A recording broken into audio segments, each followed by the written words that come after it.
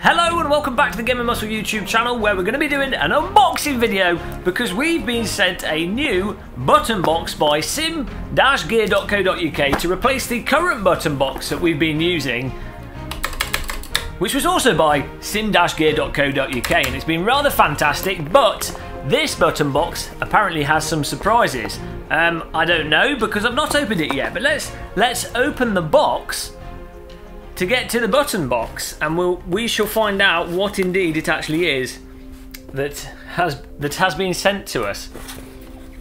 Let's try not to remove our fingertips in the process, so we won't be able to use it then. No, almost there. It's like one of those little Japanese challenge boxes, this. Entry assured. Well, we've got some peanuts, guys.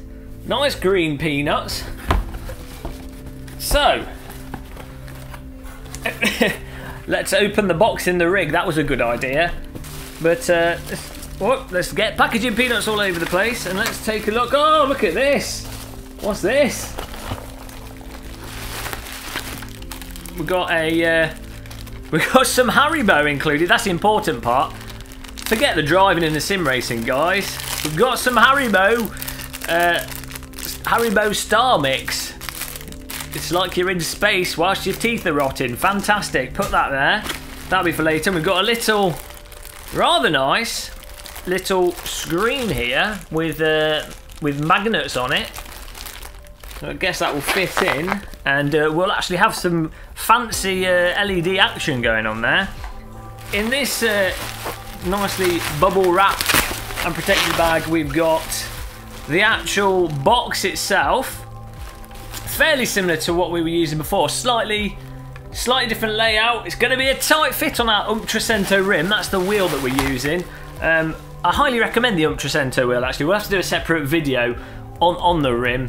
Definitely Ultracento rim, a really good wheel to go for if you're getting an OSW and you want an all-round wheel that sort of accommodates Formula cars, GT cars, you know, drifting. It does everything.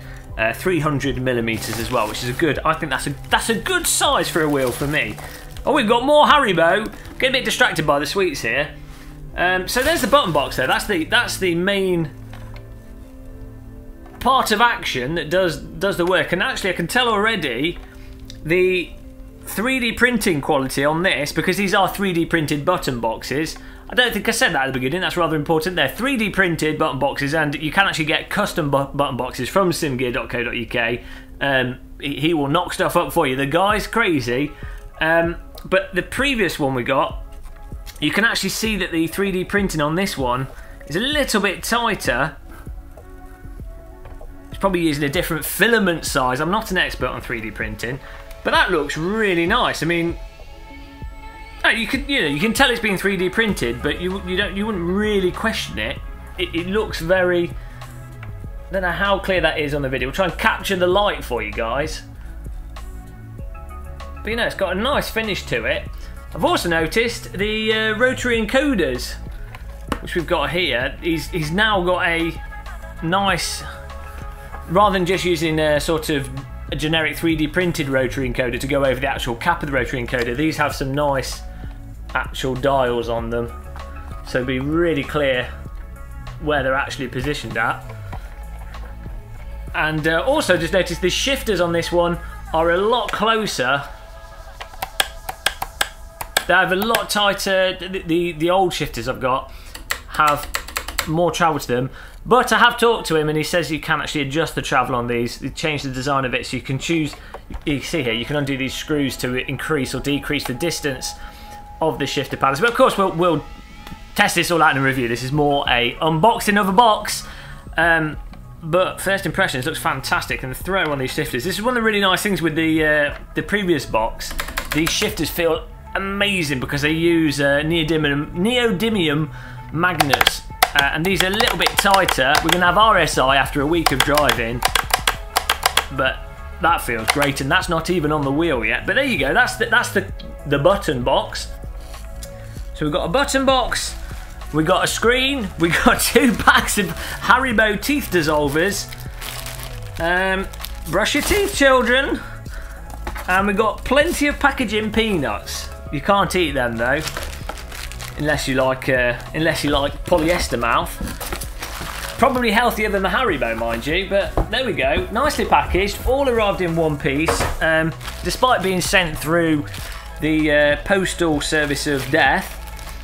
Oh, Royal Mail aren't too bad actually. It can vary, but they're not too bad. Give them credit where credit's due. But we've also got in this bag, we've got a ring here which you can put on the back, so when you mount it to your, it's a spacer ring, so when you mount it to the shaft of your direct drive wheel, all is fine and dandy if you need that space. And we've got some additional shifter paddles. Let's take some out. Oh, this is nice. We've got some additional. Oh, he's actually made the paddles seem. Oh no, they're the same thickness, but there's something. They feel a little bit different. The paddles, they're a little bit less sharp on the edges. I think he's beveled the the shifter paddles a little bit. So we've also got some different size shifter paddles here that you can obviously just unscrew to get the shifter paddle feel that you want. That's nicely done. USB. Oh, we've got a separate USB cable here. We've got the cable coming out the back of the box itself actually, and you'll notice this is another thing that people keep bringing up. We should probably do a separate video on this. If you're using button boxes, typically you have like a USB cable with one of these, which is like a telephone cable, a coiled USB cable coming out of it. And I initially, when I first looked at direct drive wheels and button boxes and even custom button boxes for wheels like the G25, going back in day when people first started customizing them, I always used to think, you know, having a cord coming out of a button box was a bad idea. But actually, you don't notice it. Having used this button box, which you can see has a coil coming out of it over here, I've used this for 4 months now. Once I think the cable got tangled because I kept turning the wheel on and it reconfigures the center so the cable was winding around and I hadn't noticed. That happened once. Other than that, I've never, you just don't notice it because the cable just wraps around the shaft of the direct drive motor. And it's even less likely to get tangled if you're actually using like a Holger quick release mechanism or any quick release mechanism which extends the shaft a bit further. So, but even just literally putting a wheel straight on the shaft, it just wraps around it. It doesn't really get in the way at all. So thought it was worth mentioning because that was something that really surprised me, because I honestly thought that the cables coming out of button box would be really irritating, but they're not. So we've got this cable coming out of here. I'm not sure what this other cable's for though. Oh, it's just it's a USB extension cable, so that's handy. It's always nice to have USB extension cables because that's what I've done here actually myself, is I have the button box cable go out to the side, go off to the rig, and then it goes to a USB extension cable. And he's included some spare neodymium magnets, which is nice. So we can actually use that to sort of pin things to the side of the rig if we need to. That's fantastic. And then we've got the screws here to actually mount the button box to the wheel, and then the wheel and the button box to the shaft of the servo wheel. So there we go. That's all the bits and bobs from our sim-gear.co.uk button box. I'll put a link to their website if you want to check it out. We'll have a review of this once I've just squashed my finger there with the magnet. This is a small magnet, but you could... Jeez, that's a strong magnet. You could crush a baby's head with that. Watch out, don't put 2 of these in a room if you've got a toddler. Yeah, that's a strong magnet. You need to be careful with that.